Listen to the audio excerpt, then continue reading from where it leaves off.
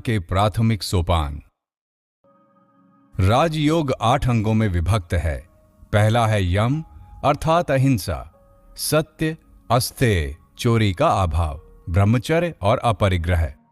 दूसरा है नियम अर्थात शौच, संतोष, तपस्या, स्वाध्याय और ईश्वर प्राणिधान अर्थात ईश्वर को आत्मसमर्पण। तीसरा है आसन अर्थात बैठने की प्रणाली। चौथा है प्राणायाम अर्थात प्राण का संयम।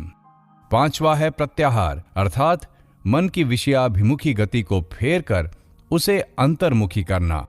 छठा है धारणा अर्थात किसी स्थल पर मन का धारण।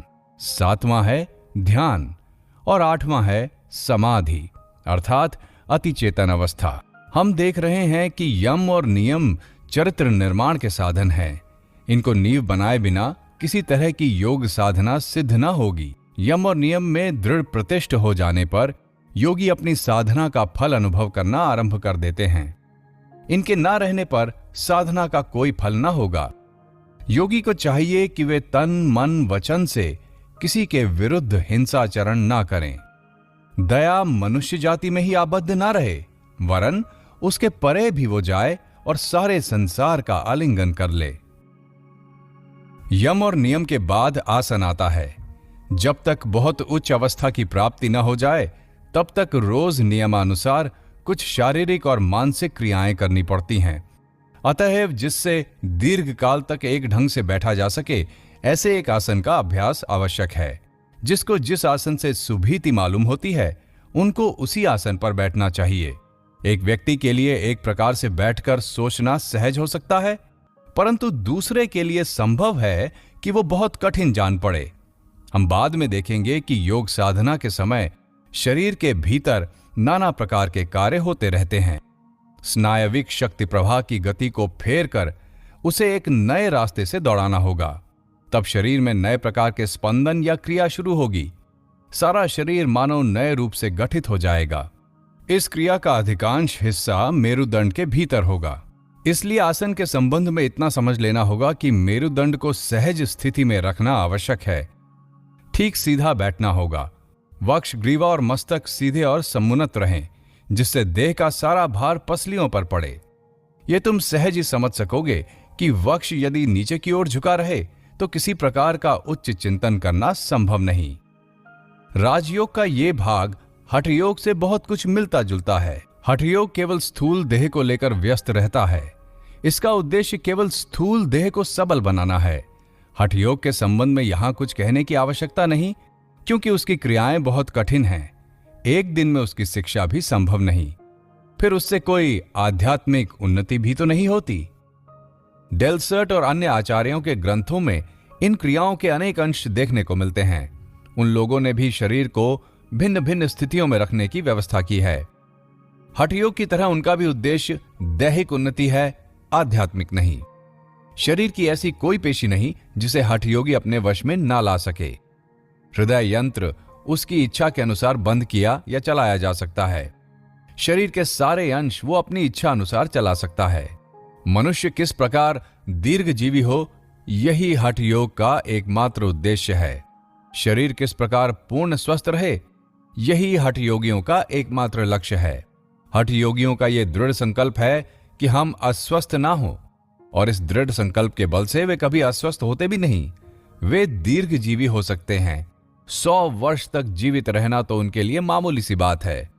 उनकी 150 वर्ष की आयु हो जाने पर भी देखोगे वो पूर्ण युवा और सतेज हैं। उनका एक केश भी सफेद नहीं हुआ, किंतु इसका फल बस यहीं तक है। वटवृक्ष भी कभी कभी 5000 वर्ष जीवित रहता है, किंतु वो वटवृक्ष का वटवृक्ष ही बना रहता है। फिर वे लोग भी यदि उसी तरह दीर्घ जीवित हुए तो उससे क्या, वे बस एक बड़े स्वस्थकाय जीव भर रहते हैं। हठ योगियों के 2 एक साधारण उपदेश बड़े उपकारी हैं।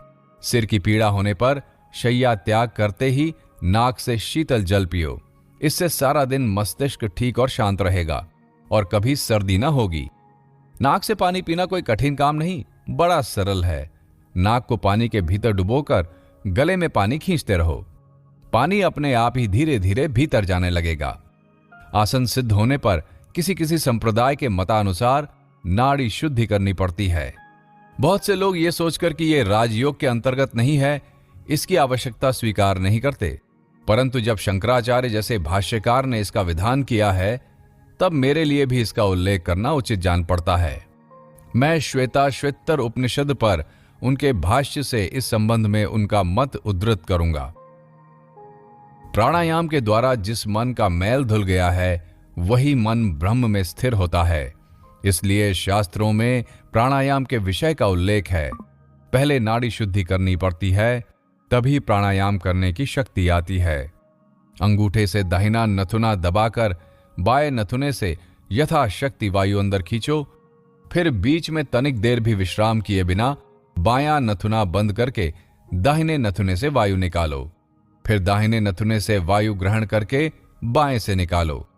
दिन भर में 4 बार अर्थात उषा, मध्याह्न, सायाह्न और निशीत, इन 4 समय पूर्वोक्त क्रिया का 3 बार या 5 बार अभ्यास करने से एक पक्ष या महीने भर में नाड़ी शुद्धि हो जाती है।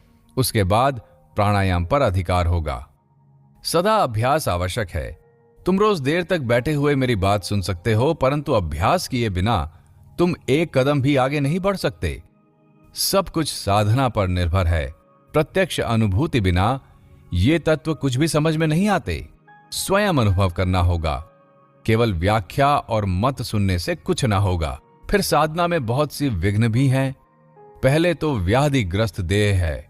शरीर स्वस्थ ना रहे तो साधना में बाधा पड़ती है। अतः शरीर को स्वस्थ रखना आवश्यक है। किस प्रकार का खान पान करना होगा, किस प्रकार जीवन यापन करना होगा, इन सब बातों की ओर हमें विशेष ध्यान देना होगा। मन से सोचना होगा कि शरीर सबल हो, जैसा कि यहाँ के क्रिश्चियन साइंस मतावलंबी कहते हैं। बस शरीर के लिए फिर और कुछ करने की जरूरत नहीं। यह हम कभी न भूलें कि स्वास्थ्य उद्देश्य के साधन का एकमात्र उपाय है। यदि स्वास्थ्य ही उद्देश्य होता तो हम पशु तुल्य हो गए होते। पशु प्रायः अस्वस्थ नहीं होते। दूसरा विघ्न है संदेह। हम जो कुछ नहीं देख पाते उसके संबंध में संदिग्ध हो जाते हैं। मनुष्य कितनी भी चेष्टा क्यों न करे, वो केवल बात के भरोसे ही नहीं रह सकता। यही कारण है कि योग शास्त्रोक्त सत्यता के संबंध में संदेह उपस्थित हो जाता है। ये संदेह बहुत अच्छे आदमियों में भी देखने को मिलता है, परंतु साधना का श्री गणेश कर देने पर बहुत थोड़े दिनों में ही कुछ कुछ अलौकिक व्यापार देखने को मिलेंगे और तब साधना के लिए तुम्हारा उत्साह बढ़ जाएगा। योग शास्त्र के एक भाष्यकार ने भी कहा है, योग शास्त्र की सत्यता के संबंध में यदि एक बिल्कुल सामान्य प्रमाण भी मिल जाए तो उतने से ही संपूर्ण योग शास्त्र पर विश्वास हो जाएगा। उदाहरण स्वरूप तुम देखोगे कि कुछ महीनों की साधना के बाद तुम दूसरों का मनोभाव समझ पा रहे हो। वे तुम्हारे पास चित्र के रूप में आएंगे। यदि बहुत दूर पर कोई शब्द या बातचीत हो रही हो तो मन एकाग्र करके सुनने की चेष्टा करने से ही तुम उसे सुन लोगे। पहले पहले अवश्य ये व्यापार बहुत थोड़ा थोड़ा करके दिखेंगे, परंतु उसी से तुम्हारा विश्वास, बल और आशा बढ़ती रहेगी। मान लो नासिका के अग्रभाग में तुम चित्त का संयम करने लगे, तब तो थोड़े ही दिनों में तुम्हें दिव्य सुगंध मिलने लगेगी। इसी से तुम समझ जाओगे कि हमारा मन कभी कभी वस्तु प्रत्यक्ष संस्पर्श में ना आकर भी उसका अनुभव कर लेता है। पर यह हमें सदा याद रखना चाहिए कि इन सिद्धियों का और कोई स्वतंत्र मूल नहीं। वे हमारे प्रकृत उद्देश्य के साधन में कुछ सहायता मात्र करती हैं। हमें याद रखना होगा कि इन साधनों का एकमात्र लक्ष्य, एकमात्र उद्देश्य आत्मा की मुक्ति है। प्रकृति को पूर्ण रूप से अपने अधीन कर लेना ही हमारा एकमात्र लक्ष्य है। इसके सिवा और कुछ भी हमारा प्रकृत लक्ष्य नहीं हो सकता। हम अवश्य ही प्रकृति के स्वामी होंगे, प्रकृति के गुलाम नहीं। शरीर या मन कुछ भी हमारे स्वामी कभी नहीं हो सकते। हम ये कभी ना भूलें कि शरीर हमारा है, हम शरीर के नहीं। एक देव और एक असुर किसी महापुरुष के पास आत्म जिज्ञासु होकर गए। उन्होंने उस महापुरुष के पास एक अरसे तक रहकर शिक्षा प्राप्त की। कुछ दिन बाद उस महापुरुष ने उनसे कहा, तुम लोग जिसको खोज रहे हो वो तो तुम ही हो। उन लोगों ने सोचा तो देह ही आत्मा है।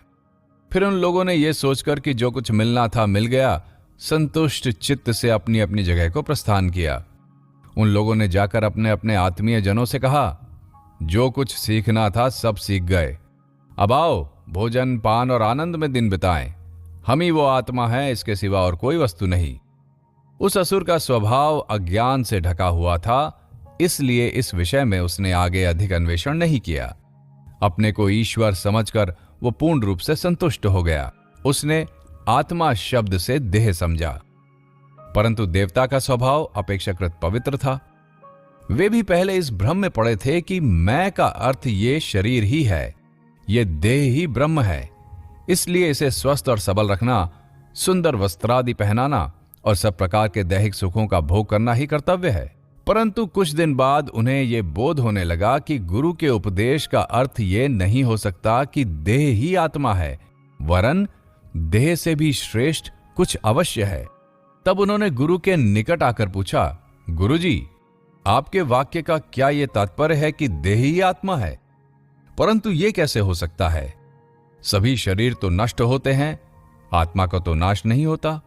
आचार्य ने कहा, तुम स्वयं इसका निर्णय करो, तुम वही हो तत्वमसि।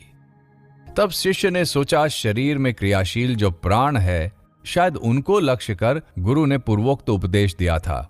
वे वापस चले गए, परंतु फिर शीघ्र ही देखा कि भोजन करने पर प्राण तेजस्वी रहते हैं और ना करने पर मुरझाने लगते हैं। तब वे पुनः गुरु के पास आए और कहा, गुरुजी, आपने क्या प्राणों को आत्मा कहा है? गुरु ने कहा, स्वयं तुम इसका निर्णय करो, तुम वही हो। उस अध्यवसायशील शिष्य ने गुरु के यहां से लौटकर सोचा, तो शायद मन ही आत्मा होगा। परंतु वे शीघ्र ही समझ गए कि मनोवृत्तियां बहुत तरह की हैं। मन में कभी सद्वृत्ति तो कभी असद्वृत्ति उठती है। अतः मन इतना परिवर्तनशील है कि कभी आत्मा नहीं हो सकता। तो फिर से गुरु के पास आकर उन्होंने कहा, मन आत्मा है ऐसा तो मुझे नहीं जान पड़ता, आपने क्यों ऐसा ही उपदेश दिया? गुरु ने कहा, नहीं, तुम वो हो, तुम स्वयं इसका निर्णय करो। वे देव पुंगव फिर लौट गए। तब उनको ज्ञान हुआ, मैं समस्त मनोवृत्तियों के परे एकमेव अद्वितीय आत्मा हूं। मेरा जन्म नहीं, मृत्यु नहीं, मुझे तलवार नहीं काट सकती, आग नहीं जला सकती, हवा नहीं सुखा सकती, जल नहीं गला सकता। मैं अनादि हूं, जन्म रहित, अचल, अस्पर्श, सर्वज्ञ, सर्वशक्तिमान पुरुष हूं। आत्मा शरीर या मन नहीं, वो तो इन सब के परे है। इस प्रकार वे देवता ज्ञान प्रसूत आनंद से तृप्त हो गए। पर उस असुर बेचारे को सत्य लाभ ना हुआ, क्योंकि देह में उसकी अत्यंत आसक्ति थी। इस जगत में ऐसी असुर प्रकृति के अनेक लोग हैं, फिर भी देवता प्रकृति वाले बिल्कुल ही ना हो ऐसा नहीं। यदि कोई कहे, आओ तुम लोगों को मैं एक ऐसी विद्या सिखाऊंगा जिससे तुम्हारा इंद्रिय सुख अनंत गुना बढ़ जाएगा, तो अनगिनत लोग उसके पास दौड़ेंगे। परंतु यदि कोई कहे, आओ मैं तुम लोगों को तुम्हारे जीवन का चरम लक्ष्य परमात्मा का विषय सिखाऊंगा, तो शायद उनकी बातों की कोई परवाह भी नहीं करेगा। ऊंचे तत्व की धारणा करने की शक्ति बहुत कम लोगों में देखने को मिलती है। सत्य को प्राप्त करने के लिए अध्यवसायशील लोगों की संख्या तो और भी बिरली है। पर संसार में ऐसे महापुरुष भी हैं जिनकी ये निश्चित धारणा है कि शरीर चाहे 1000 वर्ष रहे या लाख वर्ष, अंत में परिणाम एक ही होगा। जिन शक्तियों के बल से देह कायम है, उनके चले जाने पर देह ना रहेगी। कोई भी व्यक्ति पल भर के लिए भी शरीर का परिवर्तन रोकने में समर्थ नहीं हो सकता। आखिर शरीर है क्या? वो कुछ सतत परिवर्तनशील परमाणुओं की समिष्टि मात्र है। नदी के दृष्टांत से यह तत्व सहज बोधगम्य हो सकता है। तुम अपने सामने नदी में जलराशि देख रहे हो, वो देखो, पल भर में वो चली गई और उसकी जगह एक नई जलराशि आ गई। जो जलराशि आई वो संपूर्ण नहीं है, परंतु देखने में पहले ही जलराशि की तरह है। शरीर भी ठीक इसी तरह सतत परिवर्तनशील है। इसके इस प्रकार परिवर्तनशील होने पर भी उसे स्वस्थ और बलिष्ठ रखना आवश्यक है, क्योंकि शरीर की सहायता से ही हमें ज्ञान की प्राप्ति करनी होगी। यही हमारे पास सर्वोत्तम साधन है। सब प्रकार के शरीरों में मानव शरीर ही श्रेष्ठतम है। मनुष्य ही श्रेष्ठतम जीव है। मनुष्य सब प्रकार के प्राणियों से, यहां तक कि देवादि से भी श्रेष्ठ है। मनुष्य से श्रेष्ठतर कोई और नहीं। देवताओं को भी ज्ञान लाभ के लिए मनुष्य देह धारण करनी पड़ती है। एकमात्र मनुष्य ही ज्ञान लाभ का अधिकारी है, यहां तक कि देवता भी नहीं। यहूदी और मुसलमानों के मतानुसार ईश्वर ने देवदूत और अन्य समस्त सृष्टियों के बाद मनुष्य की सृष्टि की, और मनुष्य के सृजन के बाद ईश्वर ने देवदूतों से मनुष्य को प्रणाम और अभिनंदन कराने के लिए कहा। इब्लीस को छोड़कर बाकी सब ने ऐसा किया। अतएव ईश्वर ने इब्लीस को अभिशाप दे दिया। इससे वो शैतान बन गया। इस रूपक के पीछे यह महान सत्य निहित है कि संसार में मनुष्य जन्म ही अन्य सब जन्मों की अपेक्षा श्रेष्ठ है। पशुवादि हीन योनियां जड़ या मंद बुद्धि की हैं। ये प्रधानतः तम से निर्मित हुई हैं। पशु किसी ऊंचे तत्व की धारणा नहीं कर सकते। देवदूत या देवता भी मनुष्य जन्म लिए बिना मुक्ति लाभ नहीं कर सकते। इसी तरह मनुष्य समाज में भी अत्यधिक धन अथवा अत्यधिक दरिद्रता आत्मा के उच्चतर विकास के लिए महान बाधक है। संसार में जितने महात्मा पैदा हुए हैं, सभी मध्यम वर्ग के लोगों से हुए थे। मध्यम वर्ग वालों में सब शक्तियां समान रूप से समायोजित और संतुलित रहती हैं। अब हम अपने विषय पर आएं। हमें अब प्राणायाम, श्वास प्रश्वास के नियमन के संबंध में विवेचना करनी चाहिए। चित्त वृत्तियों के निरोध से प्राणायाम का क्या संबंध है? श्वास प्रश्वास मानो देह यंत्र का गति नियामक प्रचक्र फ्लाईव्हील है। एक बृहत इंजन पर निगाह डालने पर पता चलेगा कि पहले प्रचक्र घूम रहा है और उस चक्र की गति क्रमशः सूक्ष्म से सूक्ष्मतर यंत्रों में संचारित होती है। इस प्रकार उस इंजन के अत्यंत सूक्ष्मतम यंत्र तक गतिशील हो जाते हैं। श्वास प्रश्वास ठीक वैसे ही एक गति नियामक प्रचक्र है। वही इस शरीर के सब अंगों में जहां जिस प्रकार की शक्ति की आवश्यकता है उसकी पूर्ति कर रहा है और उस प्रेरक शक्ति को नियमित भी कर रहा है। एक राजा के एक मंत्री था। किसी कारण से राजा उस पर नाराज हो गया। राजा ने उसे एक बड़ी ऊंची मीनार की चोटी में कैद करने की आज्ञा दे दी। राजा की आज्ञा का पालन किया गया। मंत्री जी वहां कैद होकर मौत की राह देखने लगे। मंत्री की एक पतिव्रता पत्नी थी। रात को उस मीनार के नीचे आ उसने चोटी पर कैद हुए पति को पुकार कर पूछा, मैं किस प्रकार तुम्हारी रक्षा करूं? मंत्री ने कहा, अगली रात को एक लंबा मोटा सा रस्सा, एक मजबूत डोरी, एक बंडल सूत, रेशम का पतला सूत, एक भृंग और थोड़ा सा शहद लेती आना। उसकी सहधर्मिणी पति की ये बात सुनकर बहुत आश्चर्यचकित हुई। जो हो, वो पति की आज्ञा अनुसार दूसरे दिन सब वस्तुएं ले आई। मंत्री ने उससे कहा, रेशम का सूत मजबूती से भृंग के पैर में बांध दो, उसकी मूछों में एक बूंद शहद लगा दो और उसका सिर ऊपर की ओर करके उसे मीनार की दीवार पर छोड़ दो। पतिव्रता ने सब आज्ञाओं का पालन किया। तब उस कीड़े ने अपना लंबा रास्ता पार करना शुरू किया। सामने शहद की महक पाकर उसके लोभ से वो धीरे धीरे ऊपर चढ़ने लगा और अंत में मीनार की चोटी पर जा पहुंचा। मंत्री ने झट से उसे पकड़ लिया और उसके साथ रेशम के सूत को भी। इसके बाद अपनी पत्नी से कहा, बंडल में जो सूत है उसे रेशम के सूत की छोर से बांध दो। इस तरह वो भी उसके हाथ में आ गया। इसी उपाय से उसने डोरा और मोटा रस्सा भी पकड़ लिया। अब कोई कठिन काम न रह गया। रस्सा ऊपर बांधकर वो नीचे उतरा और भाग खड़ा हुआ। हमारी इस देह में श्वास प्रश्वास की गति मानो रेशमी सूत है। इसके धारण या संयम कर रखने पर पहले स्नायविक शक्ति प्रवाह रूप नर्व करंट्स सूत का बंडल, फिर मनोवृत्ति रूप डोरी और अंत में प्राण रूप रस्से को पकड़ सकते हैं। प्राणों को जीत लेने पर मुक्ति प्राप्त होती है। हम अपने शरीर के संबंध में बड़े अज्ञ हैं। कुछ जानकारी रखना भी हमें संभव नहीं मालूम पड़ता।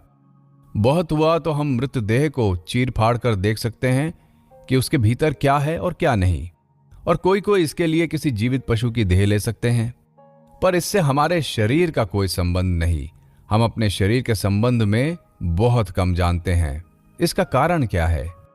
ये कि हम मन को उतनी दूर तक एकाग्र नहीं कर सकते जिससे हम शरीर के भीतर की अति सूक्ष्म गतियों तक को समझ सकें।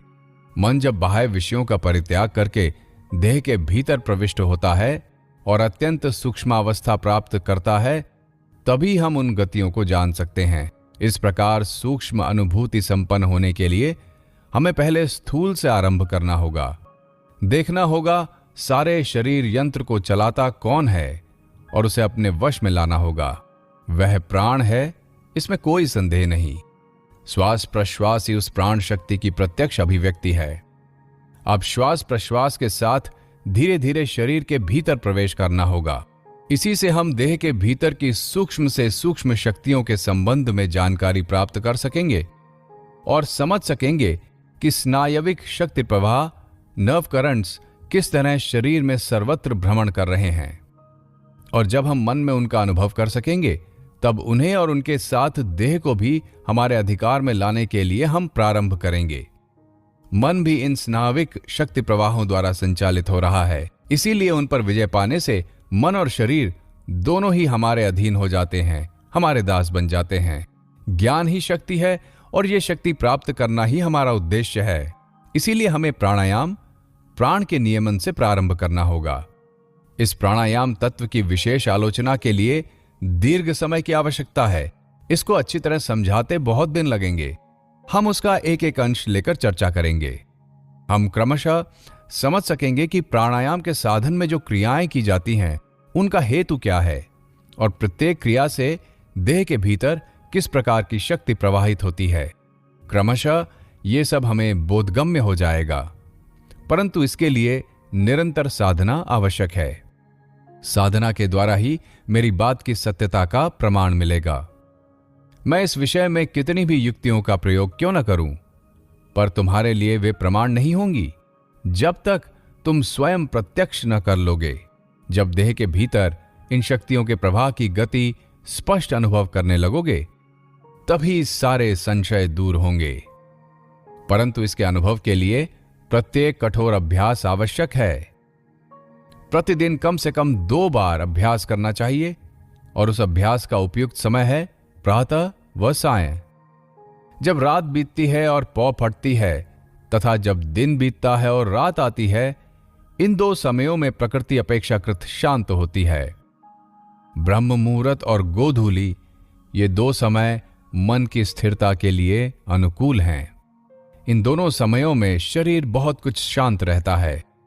इस समय साधना करने से प्रकृति हमारी काफी सहायता करेगी। इसलिए इन्हीं 2 समयों में साधना करनी आवश्यक है। ये नियम बना लो कि साधना समाप्त किए बिना भोजन न करोगे। ऐसा नियम बना लेने पर भूख का प्रबल वेग ही तुम्हारा आलस्य नष्ट कर देगा। भारतवर्ष में बालक यही शिक्षा पाते हैं कि स्नान पूजा और साधना किए बिना भोजन नहीं करना चाहिए। कालांतर में यह उनके लिए स्वाभाविक हो जाता है। उनकी जब तक स्नान पूजा और साधना समाप्त नहीं हो जाती, तब तक उन्हें भूख नहीं लगती। तुम में से जिनको सुविधा हो, वे साधना के लिए यदि एक स्वतंत्र कमरा रख सकें तो अच्छा है।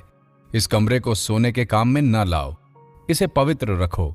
बिना स्नान किए और शरीर मन को बिना शुद्ध किए इस कमरे में प्रवेश न करो। इस कमरे में सदा पुष्प और हृदय को आनंद देने वाले चित्र रखो। योगी के लिए ऐसे वातावरण में रहना बहुत उत्तम है। सुबह और शाम वहां धूप तथा चंदन चूर्ण आदि जलाओ। उस कमरे में किसी प्रकार का क्रोध, कलह और अपवित्र चिंतन ना किया जाए। तुम्हारे साथ जिनके भाव मिलते हैं, केवल उन्हीं को उस कमरे में प्रवेश करने दो। ऐसा करने पर शीघ्र वो कमरा सत्व गुण से पूर्ण हो जाएगा। यहां तक कि जब किसी प्रकार का दुख या संशय आए अथवा मन चंचल हो, तो उस समय उस कमरे में प्रवेश करते ही तुम्हारा मन शांत हो जाएगा। मंदिर, गिरजाघर आदि के निर्माण का सच्चा उद्देश्य यही था। अब भी बहुत से मंदिरों और गिरजाघरों में यह भाव देखने को मिलता है, परंतु अधिकतर स्थलों में लोग इनका उद्देश्य भूल गए हैं। चारों ओर पवित्र चिंतन के परमाणु सदा स्पंदित होते रहने के कारण वो स्थान पवित्र ज्योति से भरा रहता है। जो इस प्रकार के स्वतंत्र कमरे की व्यवस्था नहीं कर सकते, वे जहां इच्छा हो वहीं बैठकर साधना कर सकते हैं। शरीर को सीधा रखकर बैठो। संसार में पवित्र चिंतन का एक स्रोत बहा दो। मन ही मन कहो, संसार में सभी सुखी हों, सभी शांति लाभ करें, सभी आनंद पाएं। इस प्रकार पूर्व, पश्चिम, उत्तर, दक्षिण चारों ओर पवित्र चिंतन की धारा बहा दो। ऐसा जितना करोगे उतना ही तुम अपने को अच्छा अनुभव करने लगोगे। बाद में देखोगे दूसरे सब लोग स्वस्थ हों, ये चिंतन ही स्वास्थ्य लाभ का सहज उपाय है। दूसरे लोग सुखी हों, ऐसी भावना ही अपने को सुखी करने का सहज उपाय है। इसके बाद जो लोग ईश्वर पर विश्वास करते हैं वे ईश्वर के निकट प्रार्थना करें, अर्थ, स्वास्थ्य अथवा स्वर्ग के लिए नहीं, वरन हृदय में ज्ञान और सत्य तत्व के उन्मेष के लिए। इसको छोड़ बाकी सब प्रार्थनाएं स्वार्थ भरी हैं। इसके बाद भावना करनी होगी, मेरा शरीर वज्रवत दृढ़, सबल और स्वस्थ है। ये देह ही मेरी मुक्ति में एकमात्र सहायक है। इसी की सहायता से मैं जीवन समुद्र पार कर लूंगा। जो दुर्बल है वो कभी मुक्ति नहीं पा सकता। समस्त दुर्बलताओं का त्याग करो। देह से कहो तुम खूब बलिष्ठ हो, मन से कहो तुम अनंत शक्तिधर हो, और स्वयं पर अटूट विश्वास और भरोसा रखो। तृतीय अध्याय, प्राण। अधिकतर लोगों का विचार है कि प्राणायाम श्वास प्रश्वास की कोई क्रिया है, पर असल में ऐसा नहीं है।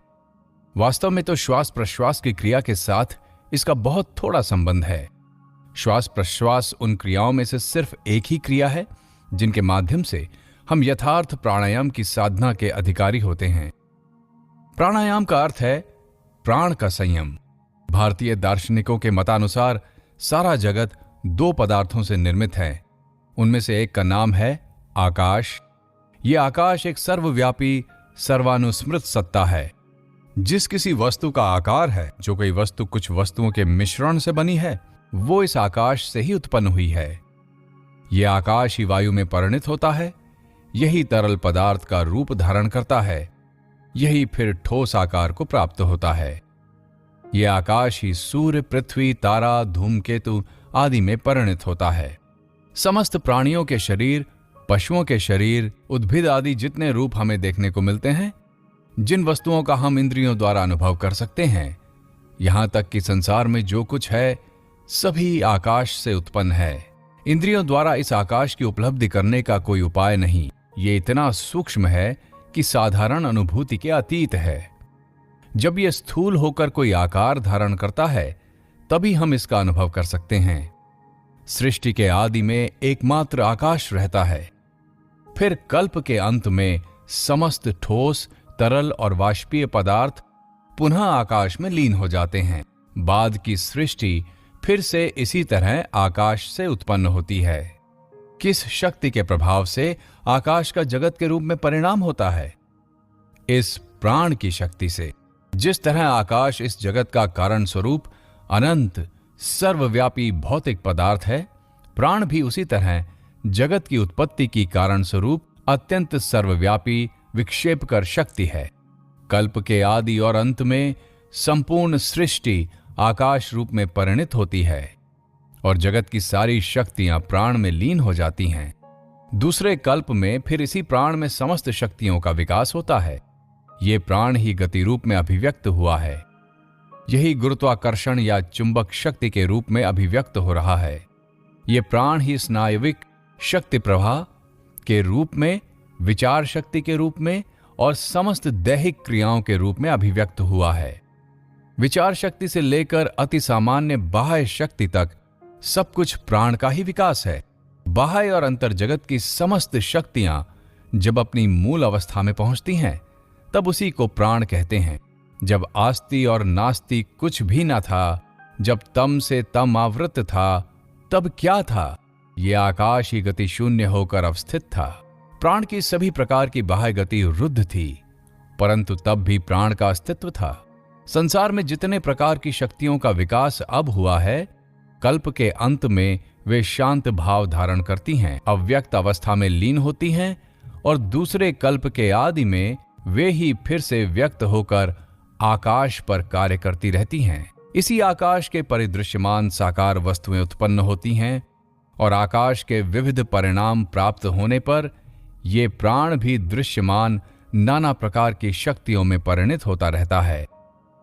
इस प्राण के यथार्थ तत्व को जानना और उसको संयत रखने की चेष्टा करना ही प्राणायाम का प्रकृत अर्थ है।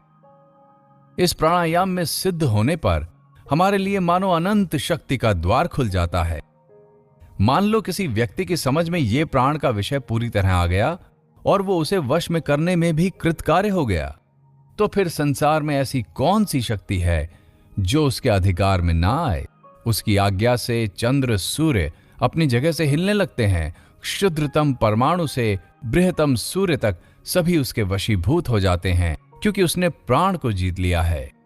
प्रकृति को वशीभूत करने की शक्ति प्राप्त करना ही प्राणायाम की साधना का लक्ष्य है। जब योगी सिद्ध हो जाते हैं तब प्रकृति में ऐसी कोई वस्तु नहीं जो उनके वश में ना आ जाए। यदि वे देवताओं का आह्वान करें तो वे उनकी आज्ञा मात्र से आ उपस्थित होंगे। यदि मृत व्यक्तियों को आने की आज्ञा देंगे तो वे तुरंत हाजिर हो जाएंगे।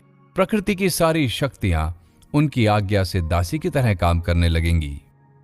अज्ञजन योगी के इन कार्यकलापों को अलौकिक समझते हैं। हिंदू मन की यह एक विशेषता है कि वो सदैव अंतिम संभाव्य सामान्यीकरण के लिए अनुसंधान करता है और बाद में विशेष पर कार्य करता है। ये प्रश्न वेदों में पूछा गया, कस्मिन् भगवो विज्ञाते सर्वमिदं विज्ञातम भवति, अर्थात ऐसी कौन सी वस्तु है जिसका ज्ञान होने पर सब कुछ ज्ञात हो जाता है। इस प्रकार हमारे जितने शास्त्र हैं, जितने दर्शन हैं, सब के सब उसी के निर्णय में लगे हुए हैं, जिनके जानने से सब कुछ जाना जा सकता है। यदि कोई व्यक्ति जगत का तत्व थोड़ा थोड़ा करके जानना चाहे तो उसे अनंत समय लग जाएगा, क्योंकि फिर तो उसे बालू के एक एक कण तक को भी अलग अलग रूप में जानना होगा। अतः यह स्पष्ट है कि इस प्रकार सब कुछ जानना एक प्रकार से असंभव है। तब फिर इस प्रकार के ज्ञान लाभ की संभावना कहां है? एक एक विषय को अलग अलग रूप से जानकर मनुष्य के लिए सर्वज्ञ होने की संभावना कहां है? योगी कहते हैं, इन सब विशिष्ट अभिव्यक्तियों के पीछे एक सामान्य अमूर्त तत्व है। उसको पकड़ सकने या जान लेने पर सब कुछ जाना जा सकता है। इसी प्रकार वेदों में संपूर्ण जगत को उस एक अखंड निरपेक्ष सत्स्वरूप में सामान्यीकृत किया गया है। जिन्होंने इस सत्स्वरूप को पकड़ा उन्होंने संपूर्ण विश्व को समझ लिया है।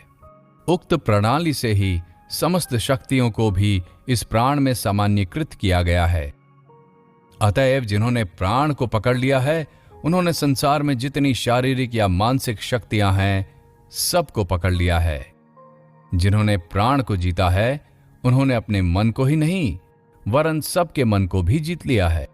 जिन्होंने प्राण को जीत लिया है उन्होंने अपनी देह और दूसरी जितनी देह हैं सबको अपने अधीन कर लिया है, क्योंकि प्राण ही सारी शक्तियों की सामान्यीकृत अभिव्यक्ति है। इस प्राण पर किस प्रकार विजय पाई जाए, यही प्राणायाम का एकमात्र उद्देश्य है। इस प्राणायाम के संबंध में जितनी साधनाएं और उपदेश हैं सबका यही एक उद्देश्य है।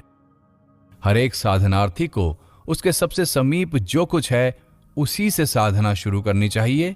उसके निकट जो कुछ है उस सब पर विजय पाने की चेष्टा करनी चाहिए। संसार की सारी वस्तुओं में देह हमारे सबसे निकट है और मन उससे भी निकटतर है। जो प्राण संसार में सर्वत्र व्याप्त है उसका जो अंश इस शरीर और मन में कार्यशील है वही अंश हमारे सबसे निकट है। ये जो क्षुद्र प्राण तरंग है जो हमारी शारीरिक और मानसिक शक्तियों के रूप में परिचित है वो अनंत प्राण समुद्र में हमारे सबसे निकटतम तरंग है। यदि हम उस क्षुद्र तरंग पर विजय पालें तभी हम समस्त प्राण समुद्र को जीतने की आशा कर सकते हैं।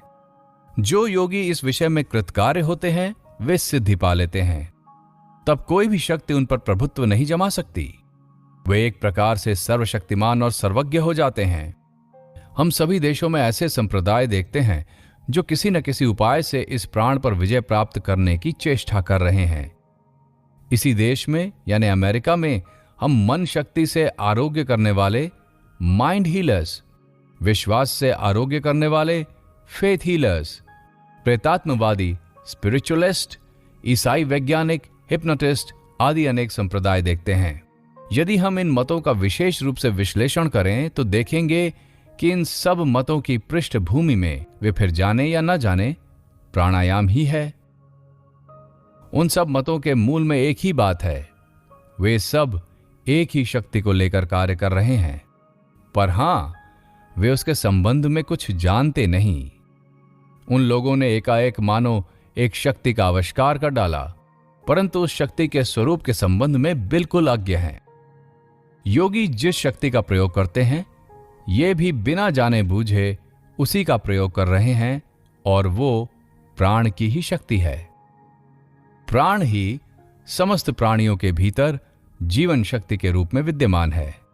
विचारणा इसकी सूक्ष्मतम और उच्चतम अभिव्यक्ति है। फिर जिसे हम साधारणतः विचारणा की आख्या देते हैं, वही प्राण की एकमात्र वृत्ति नहीं है।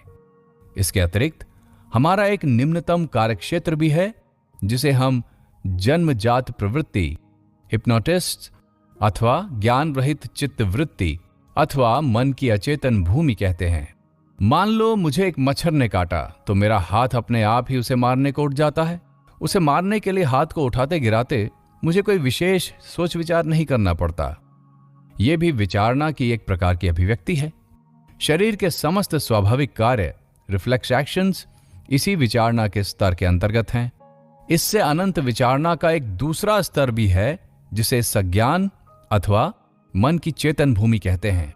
हम युक्ति तर्क करते हैं, विचार करते हैं, सब विषयों के पक्षापक्ष सोचते हैं, लेकिन इतना ही पर्याप्त नहीं। हमें मालूम है युक्ति या विचार बिल्कुल छोटी सी सीमा के द्वारा सीमित है। वो हम लोगों को कुछ ही दूर तक ले जा सकता है, इसके आगे उसका और अधिकार नहीं। जिस वृत्त के अंदर वो चक्कर काटता है, वो बहुत ही सीमित, बहुत ही संकीर्ण है। परंतु साथ ही हम ये भी देखते हैं कि बहुत से तथ्य बाहर से सहसा इस वृत्त के भीतर आ जाते हैं। पुच्छल तारा जिस प्रकार सौर जगत के अधिकार के भीतर ना होने पर भी कभी कभी उसके भीतर सहसा आ जाता है और हमें दिख पड़ता है, उसी प्रकार बहुत से तथ्य हमारी युक्ति के अधिकार के बाहर होने पर भी उसके भीतर आ जाते हैं। ये निश्चित है कि वे सब तथ्य इस सीमा के बाहर से आते हैं, पर हमारा तर्क या युक्ति इस सीमा के परे नहीं जा सकती। इस छोटी सी सीमा के भीतर उन तथ्यों के प्रवेश का कारण यदि हम खोजना चाहें, तो हमें अवश्य इस सीमा के बाहर जाना होगा। हमारे विचार, हमारी युक्तियां वहां नहीं पहुंच सकती। योगियों का कहना है कि यह सज्ञान या चेतन भूमि ही हमारे ज्ञान की चरम सीमा नहीं है। मन इन दोनों भूमियों से भी उच्चतर भूमि पर विचरण कर सकता है। उस भूमि को हम अति चेतन भूमि कहते हैं। वही समाधि नामक पूर्ण एकाग्र अवस्था है। जब मन उस अवस्था में पहुंच जाता है, तब वो युक्ति तर्क की सीमा से परे चले जाता है और ऐसे तथ्यों का प्रत्यक्ष साक्षात्कार करता है जो जन्मजात प्रवृत्ति और युक्ति तर्क द्वारा कभी प्राप्त नहीं है। शरीर की सारी सूक्ष्म से सूक्ष्म शक्तियां, जो प्राण की ही विभिन्न अभिव्यक्ति मात्र हैं, यदि सही रास्ते से परिचालित हों, तो वे मन पर विशेष रूप से कार्य करती हैं, और तब मन भी पहले से उच्चतर अवस्था में अर्थात अति चेतन भूमि में चला जाता है और वहां से कार्य करता रहता है। इस विश्व में अस्तित्व के प्रत्येक स्तर पर एक अखंड वस्तु राशि दिख पड़ती है। भौतिक संसार की ओर दृष्टिपात करने पर दिखता है कि एक अखंड वस्तु ही मानो नाना रूपों में विराजमान है। वास्तव में तुम में और सूर्य में कोई भेद नहीं। वैज्ञानिक के पास जाओ, वे तुम्हें समझा देंगे कि वस्तु वस्तु में भेद केवल काल्पनिक है। इस मेज से वास्तव में मेरा कोई भेद नहीं। ये मेज अनंत जड़ राशि का मानो एक बिंदु है और मैं उसी का एक दूसरा बिंदु। प्रत्येक साकार वस्तु इस अनंत जड़ सागर में मानो एक भंवर है। भंवर सारे समय एक रूप नहीं रहता। मान लो किसी वेगवती नदी में लाखों भंवर हैं। प्रत्येक भंवर में प्रतिक्षण नई जल राशि आती है, कुछ देर घूमती है और फिर दूसरी ओर चली जाती है। उसके स्थान में एक नई जल राशि आ जाती है। ये जगत भी इसी प्रकार सतत परिवर्तनशील एक जड़ राशि मात्र है और ये सारे रूप उसके भीतर मानो छोटे छोटे भंवर हैं। कोई भूत समिष्टि किसी मनुष्य देह रूपी भंवर में घुसती है और वहां कुछ काल तक चक्कर काटने के बाद बदल जाती है और एक दूसरी भंवर में किसी पशुदेह रूपी भंवर में प्रवेश करती है। फिर वहां कुछ वर्ष तक घूमती रहने के बाद खनिज पदार्थ नामक दूसरे भंवर में चली जाती है। बस सतत परिवर्तन होता रहता है। कोई भी वस्तु स्थिर नहीं। मेरा शरीर, तुम्हारा शरीर नामक कोई वस्तु वास्तव में नहीं है। वो केवल कहने भर की बात है केवल एक अखंड जड़ राशि। उसी के किसी बिंदु का नाम है चंद्र, किसी का सूर्य, किसी का मनुष्य, किसी का पृथ्वी। कोई बिंदु उद्भिद है तो कोई खनिज पदार्थ। इनमें से कोई भी सदा एक भाव से नहीं रहता। सभी वस्तुओं का सतत परिवर्तन हो रहा है। जड़ का एक बार संश्लेषण होता है, फिर विश्लेषण। मनोजगत के संबंध में भी ठीक यही बात है। ईथर यानी आकाश तत्व को हम सारी जड़ वस्तुओं के प्रतिनिधि के रूप में ग्रहण कर सकते हैं। प्राण की सूक्ष्मतर स्पंदनशील अवस्था में इस ईथर को मन का भी प्रतिनिधि स्वरूप कहा जा सकता है। अतएव संपूर्ण मनोजगत भी एक अखंड स्वरूप है। जो अपने मन में ये अति सूक्ष्म कंपन उत्पन्न कर सकते हैं, वो देखते हैं कि सारा जगत सूक्ष्मातीत सूक्ष्म कंपनों की समष्टि मात्र है। किसी किसी औषधि में हमको इस सूक्ष्म अवस्था में पहुंचा देने की शक्ति होती है। यद्यपि उस समय हम इंद्रिय राज्य के भीतर ही रहते हैं।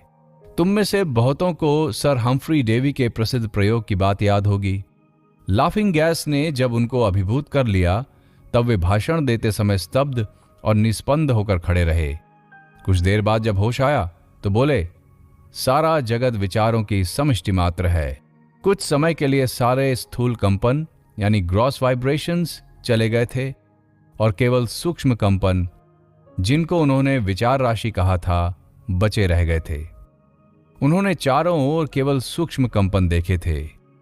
संपूर्ण जगत उनकी आंखों में मानो एक महान विचार समुद्र में परिणत हो गया था। उस महासमुद्र में वे और जगत की प्रत्येक व्यष्टि मानो एक छोटा सा विचार भंवर बन गई थी। इस प्रकार हम देखते हैं कि विचार जगत में भी अखंड एकत्व विद्यमान है। तो कर लेते हैं।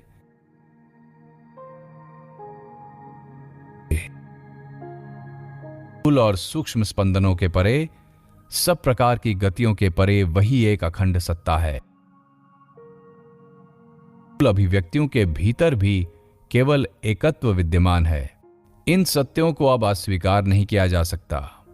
आधुनिक भौतिक विज्ञान ने भी यह प्रमाणित कर दिया है कि शक्ति समष्टि सदैव समान है, और यह भी सिद्ध हो चुका है कि यह शक्ति समष्टि दो तरह से अवस्थित है, कभी स्थितमित या अव्यक्त अवस्था में और कभी व्यक्त अवस्था में।